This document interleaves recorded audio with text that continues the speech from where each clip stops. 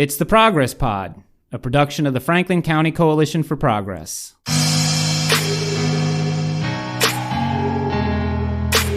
Pete Mazzoni with Jeremy Cade, and on today's show, we're going to get an update with Rue McKenrick, founder and creator of the hugely ambitious APT, or American Perimeter Trail Project. This trail system will be roughly 12,000 miles long and will navigate the literal perimeter of the continental U.S. Joining us also, we have Leilah Grace, coordinator for the American Perimeter Trail Project. Thanks for joining us today, guys. Hi there. Hello. Thanks for having us. How have you been since we last spoke? I heard you on another podcast talking about the weather has just been atrocious, but that seems to have turned, right?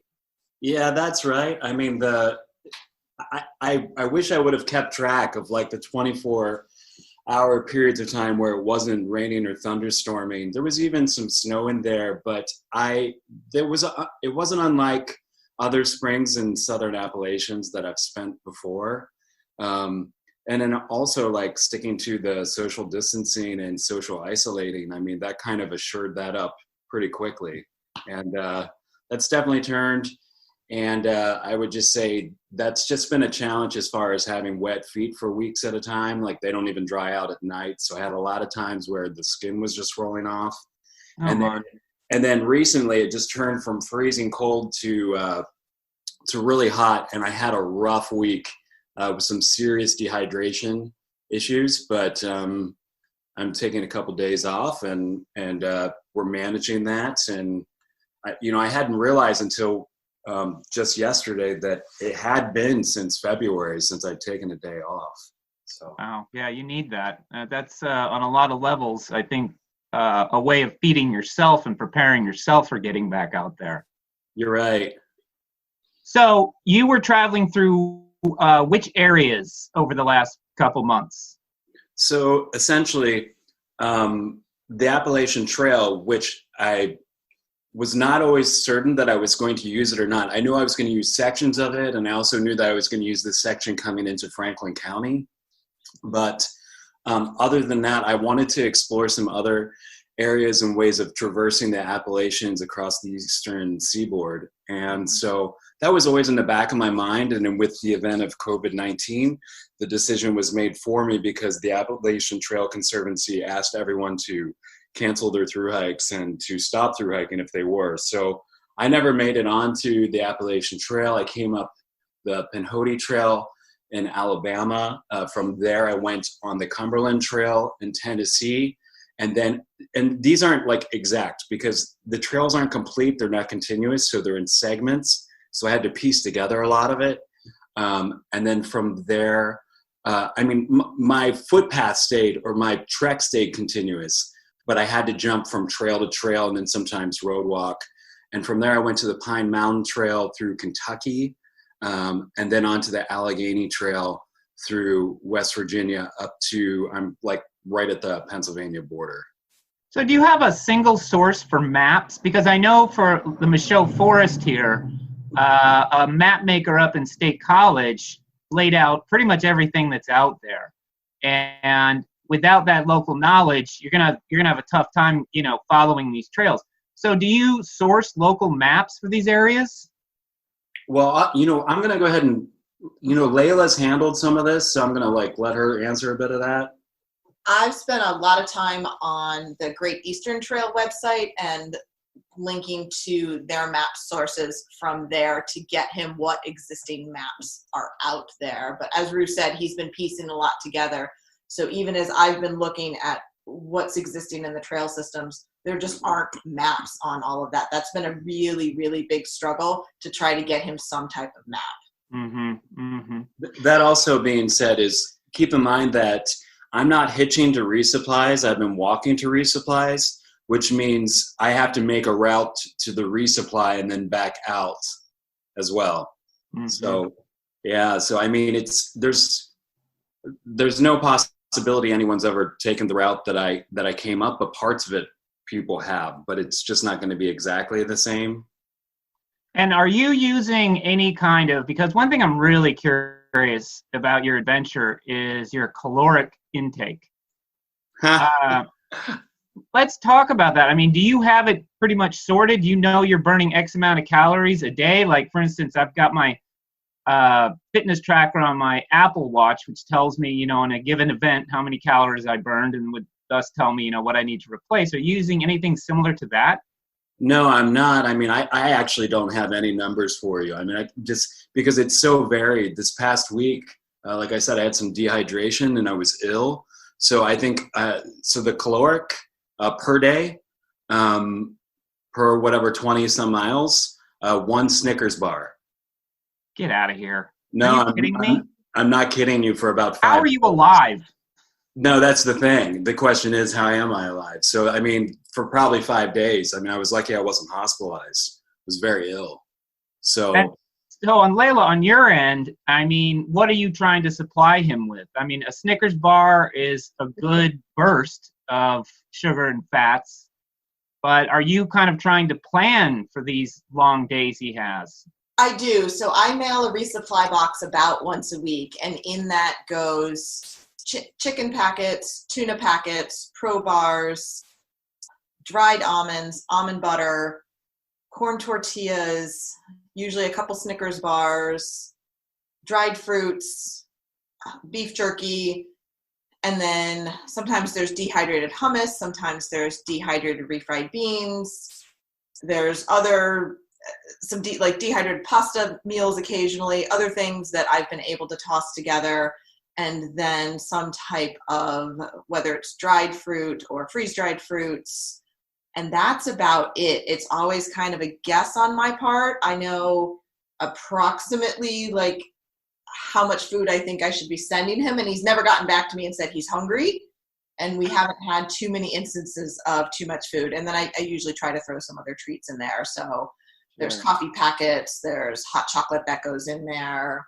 there's candy that my kids like to send, sometimes like a muffin or something that I know that's going to be fine to sit in a box for a few days. But I'm not actually counting calories or anything. I'm relying on Rue to tell me, I'm starting to eat a little bit more, I'm going to need a few more things in there. Now, Rue, when you were on, because you're a Triple Crown hiker, on any other hikes, was this your same approach to nutrition? Just kind of let the body tell you? no, absolutely not. I mean, this is a response to COVID-19. So, I mean, I came up with a methodology about 2.5 months ago, which means I eat out of post office boxes only. So I haven't had a hot meal, a shower, laundry, a stay over, anything in months. Mm-hmm. So, I mean, basically since the last time I spoke with you all. So, yeah, no, I mean, this definitely was not the same approach. This has been a beast of necessity rather than anything. So it wouldn't be the way that I typically do things. I think it would be important to supplement all dried food and backpacking food with fresh food. And commonly during the Triple Crown, people would always comment on how much fresh food I was carrying with me because it's heavy.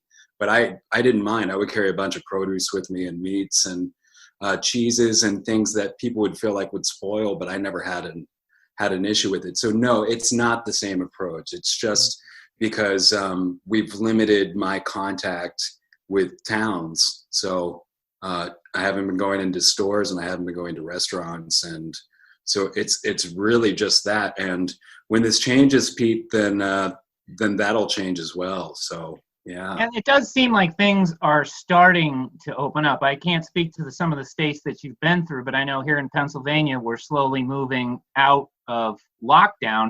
Are you feeling like that can change? Like you can go into town and you can interact with other hikers, or what changes do you see coming as we open up again? So as far as the interaction with other hikers, I haven't had to worry about that because there hasn't been any. So the last time I hiked or backpacked with anyone was in California.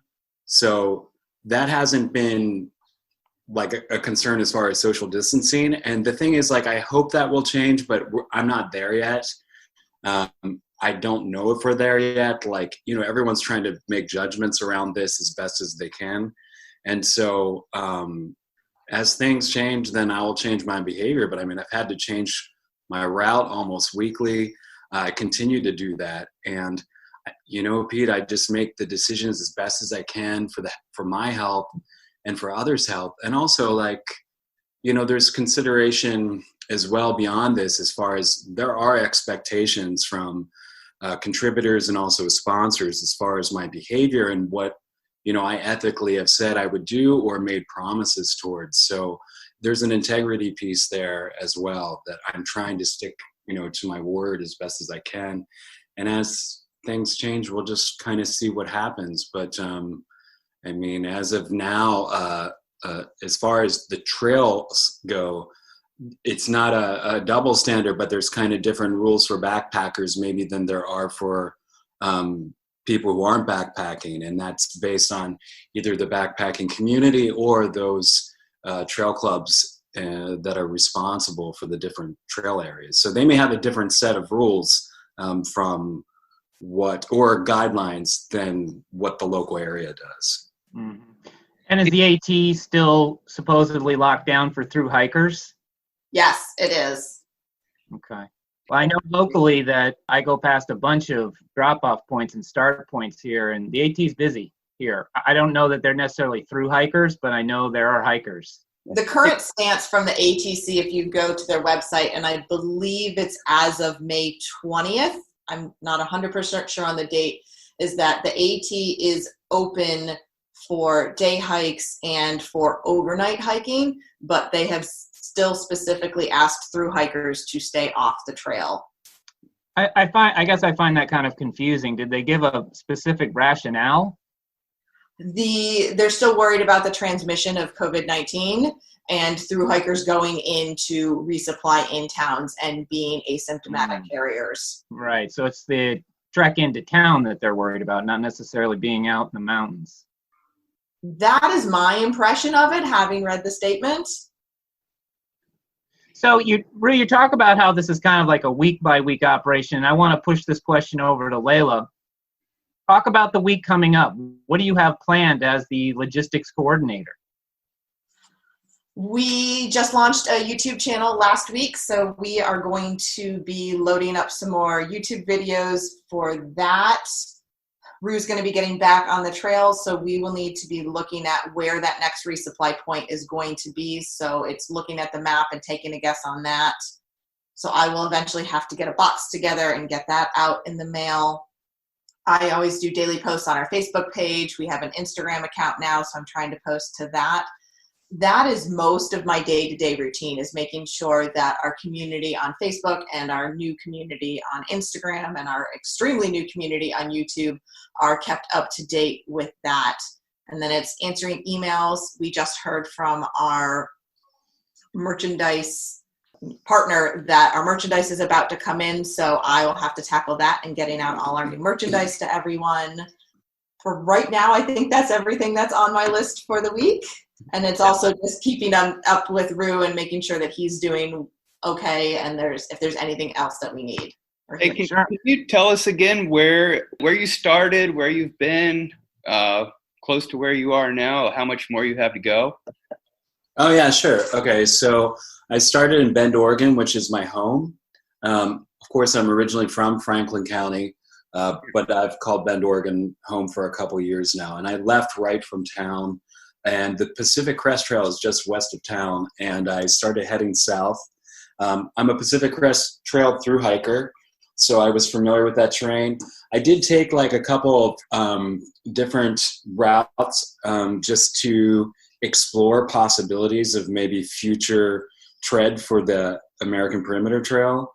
And I headed down to Southern California. I thought at that point in time I would start cutting east, but instead I decided to kind of loop back up north again through California, up through the tip of Nevada, across the Hoover Dam, over to the Grand Canyon, down the Arizona Trail towards the Mexican border. Then I followed that into through New Mexico, Arizona, New Mexico, and over to El Paso, Texas, cross Louisiana, Mississippi, and then to Alabama, and continued up that Pinhoti Trail through the Appalachians. That's where I picked up the Appalachians, the most southern Appalachians. Okay, so you were in Alabama when we last talked to you, and so now you're probably around the halfway point, I guess, or?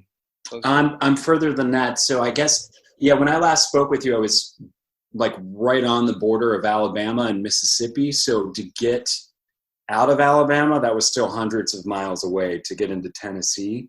Yeah. So at this point in time, like I've done most of the work. I'm over 10 months into this, and I should be done in like another 4 months or so. I should be back in Oregon. So it's kind of kind of fast hop across the northern part of the United States back to the West Coast, and then when I get to the West Coast, it's not that far for me to get back. Maybe 2 weeks to get back home. Okay. And so you were, where were you, and where will you be dropped back off to start hiking again? Yeah, so I'm going to be dropped back off near the West Virginia-Pennsylvania border. And, you know, like I always struggle with this. Like I don't give people my exact location. And that's just for like safety reasons. We've kind of decided to do that over the course of the entire trip. But essentially, like there's a couple of Allegheny trails or Allegheny passages that come up into that part of the state. And that wasn't my intention. My intention was to start on an eastern route, like of the Appalachians, like on the Appalachian Trail, cut over to the western to check out some of those trail sections, and then cut back over to the eastern side of the Appalachians so that I could come home in Franklin County. But with those trail systems all being closed, it wasn't viable for me to do that. So I basically am like closer to Pittsburgh than I am to Franklin County at this point in time. Is there way out in Western PA? That's right. Yeah. And that's it. Like I said, it wasn't my choice. The choice was kind of made for me. Mm-hmm. On one of the other interviews I was listening to you talked about something I found pretty fascinating. You talked about microcultures on the trail. Tell us a little bit about that. You know, I want to be sensitive here because first of all, I'm not an anthropologist, and it's just like my anecdotal observations. And I also don't want to make it look like I'm looking down on people or like observing their culture really from the outside, because when I travel through these parts or these places, I become part of that culture as well as while I'm there.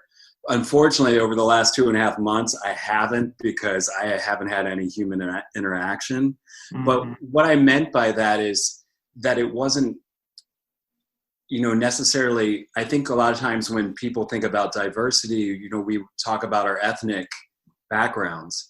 And what I found throughout the United States was that regardless of race, there were all these different kind of microclimates of culture where you could almost, I think, draw like an anthropology map of the United States and section out these different regions that they would cross state lines.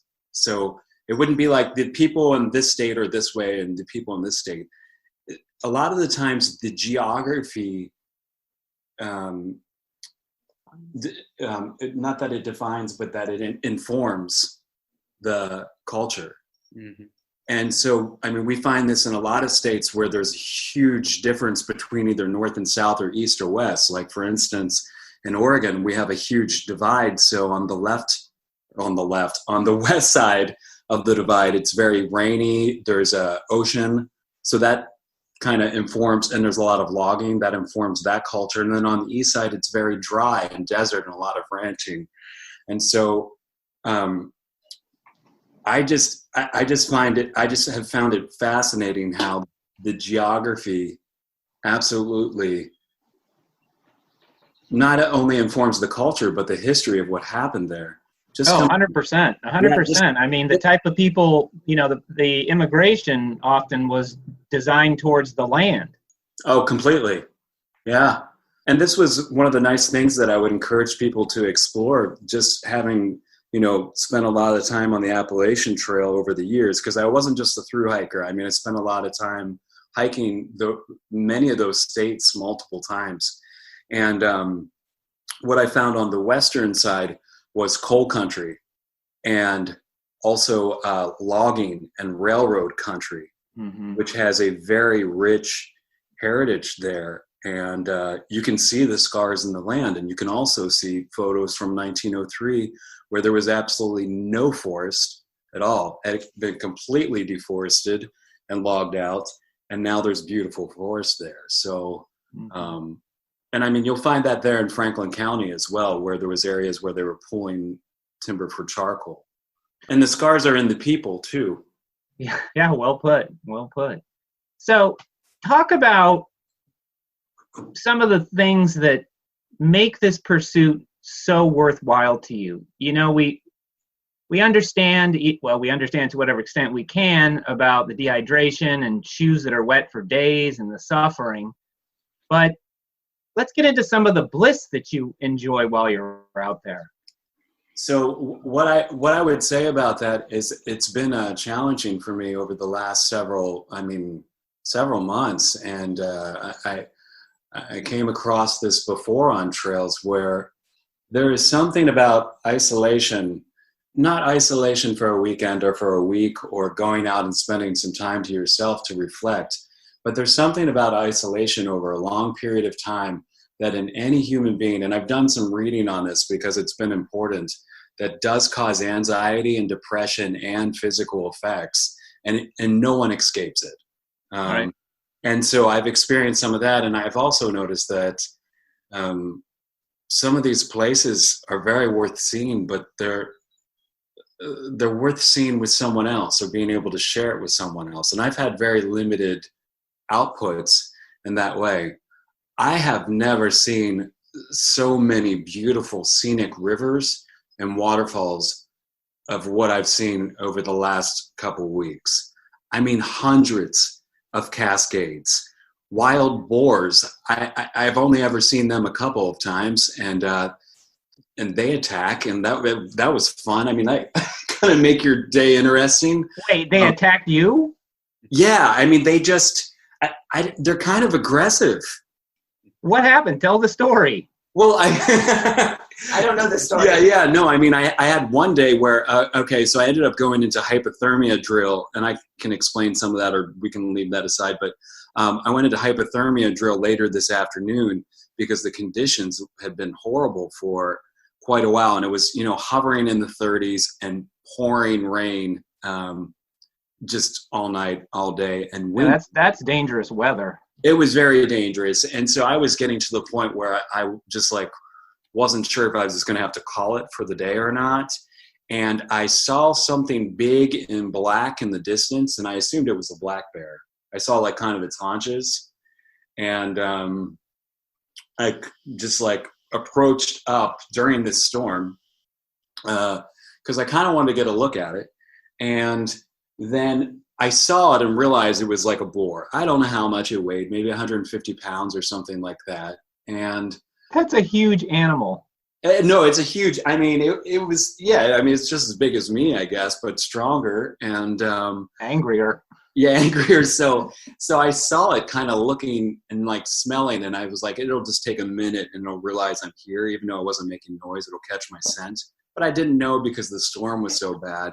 And then I realized it had piglets with it, and it was really incredible because there was no hesitation. As soon as it turned its head and it saw me, there was no thought. It was all instinct. It just came straight for me. I mean, just bolted at me at 20 miles per hour, as fast as it could. Just it was just coming for me. And so I was like, oh. I wasn't expecting that, and so I raised my voice, got ready for a fight, and was able to get it to back off, and then it ran off with the piglets. So you stood your ground with this animal full charge. Yeah, that's what I wasn't going to outrun. I wasn't going to outrun it, but I have to tell you, Pete. Listen, I'm not a tough guy. It's just, I don't know if I agree with that. I haven't had a lot of contact with boars, but I've had contact with hundreds of bears. So, and I've had them charge, and I've had them run off, and I've had them run up a tree, and I thought we were good, and then it came back down and we weren't.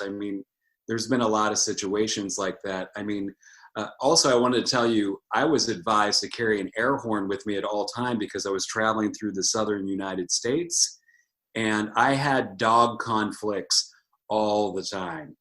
I didn't carry an air horn, but I think that would have been useful. Yeah. So, I mean, as far as speaking about like dangerous animals, dogs were a serious issue in the South. And Just running loose in the woods, just feral animals? Yeah, so I've had that before in Alabama and off the Pinhoti, where there'll just be like packs of them. Oh And my goodness. they just come out of nowhere. But then also what I'm talking about is like having to piece together some of these routes. Often I would have to jump onto like some road, like some county road, or even a dirt road, and be walking down it, and there would be houses like off in the woods, and the dogs would hear you and they would just come running from wherever. Wow. Yeah. Are you taking any precautions with animals, like having a little bell that jingles while you walk to alert wildlife that you're coming? You know, I often like I often have a sense about it.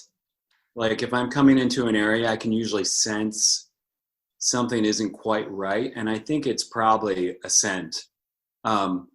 In the past week, there were definitely times where I smelled an animal. So then I would just be like, "Hey," let them know I was here. Yeah. And so yeah, there were times where I could smell them, and I would just let them know I'm around. In the past, I have carried bear spray, but I usually only carry that in grizzly country, and I probably will carry that when I get to Glacier in Montana. When I get to Montana, I'll probably have some bear spray with me. Yeah, it sounds like an encounter with that animal is to be avoided at absolutely all costs. Yeah, I hope so, but I mean that's not really the way it works. Right, they're out. It's their home, And you just, I mean, a lot of the times you just try to let the animal know you're there if you have a sense that something's there. And Mm-hmm. yeah, and if they're not hungry, they'll leave you alone. Well, but if they're hungry. So you mentioned that you cover about 20 miles a day. Is that the standard you like to live by? Yeah, I mean, that's pretty much the standard. So like hit 20 and then something plus, and then like some days I feel good. So I'm just like, well, I'll walk 30 today. But yeah, I mean, that's pretty much the standard. That kind of makes sense for things to keep moving. So And about how many hours of walking is that? It just really depends. What I find interesting is that sometimes I'm on very easy terrain and it takes me all day. Like it takes me 12 hours or 13 hours or 14 hours. And other times I'm on very difficult terrain. And since I'm so engaged, like with my trekking poles and I'm like having a lot of movement, I'm actually moving through faster. I think it's because I get bored sometimes on the other train and I just kind of mosey. Well, sure. I mean, just depending on your mood and your motivation and where you are, that makes sense. Yeah. I'm looking on your website and you have an interesting thing about backcountry skill set. Interpret a map and interpret a compass. Yes. What does that mean? Yeah, so essentially what that means is you start from the very basics. So you're able to like determine with a compass cardinal direction and then relay that to your map. So basically what you're taking is a 3D world around you and then interpreting that with a two-dimensional map. And then the compass is kind of what allows you to have the third dimension. So you take the two-dimensional map and you can turn it into a three-dimensional tool by having another point. The compass essentially just works as a GPS. If you can pick out, a GPS, if it can pick up 3 satellites, it can triangulate and tell you where you're at. Mm-hmm. When you look at a map and you can pick out 3 different landforms or markers and you're able to interpret the directions of those, that will also tell you where you're at. So like, for instance, if you had 3 different landmarks and you drew a line across your map, taking bearings from a compass, where those lines intersect, the 3 of them, that's where you're standing. So if you're lost, that's one way to get found. But then, I mean, at basic map skills, it's essentially just being able to orient yourself to the map. And when you look at the map, being able to see, like when I look at the map, I don't see a two-dimensional piece of paper. I see a three-dimensional landscape. But that's taken like years to, to have that process of being able to build that into my mind. So, and the reason that is because I don't use a GPS. I mean, keep in mind when I thru hiked, when I triple crowned, we didn't have smartphones and we didn't carry cell phones and we didn't have apps and we didn't have map apps and we didn't have all of these things. So, I mean, even some of the calculations as far as like maybe counting calories or, specifics like that, it's just it's not something I can't do, but it's just something that I've never really done over the years. So I guess I tend to do things the way that I've always done them. Yeah, sure. That makes sense. It's worked in the past. Also, like, with the methodology that I picked out, I'm not always able to charge my electronics. So that just being a cell phone. So it was really important for me to not be reliant on any of that. So I had paper maps and a compass with me. Have you ever been lost? Oh yeah, all the time. Yeah. And so that's when you have to, I mean, what is that moment when you think you're headed somewhere and it turns out you're not, and all of a sudden you don't know where you are? What do your instincts tell you at that point? Yeah, I mean, I guess it's something that if you do it, I mean, I can remember being like back in earlier backpacking of mine, and that being a very big stress point and very worrisome. And if you're with people, it can turn into a blame game. Like, oh, yeah. I thought you were keeping track of where we were, and that sort of thing. But as time goes on, it's like I have to backtrack and do stuff all the time. A couple weeks ago, I didn't have the right maps. And I got into a section where the trail just was gone. I mean, it hadn't been maintained in 20 years. And then I was doing guesswork. I mean, I was just doing straight up guesswork. I didn't have any phone service, and I just guessed. I was like, this mountain ridge goes over this way, this goes down this way, this probably makes the most sense. I bet you I'll pick up a trail if I head down through here. Just like a ton of guesswork. But I mean, as far as the anxiety around it, I don't really get that anymore. And if I have to backtrack, it's like, I've been out here for over 10 months. Like, I'm not in that big of a hurry. I can backtrack. It's not the end of the world. I know a lot of people have told me like that would ruin their day, or they would just quit because that would get old. But a lot of the time I don't look at it as being lost because I'm making the route. So it's like, no, this is part of the route now. Yeah, this is it. I didn't get off trail. I'm not off route. I'm just going in this direction. Yeah, it's like they say, it's a feature, not a bug. That's right. Yeah.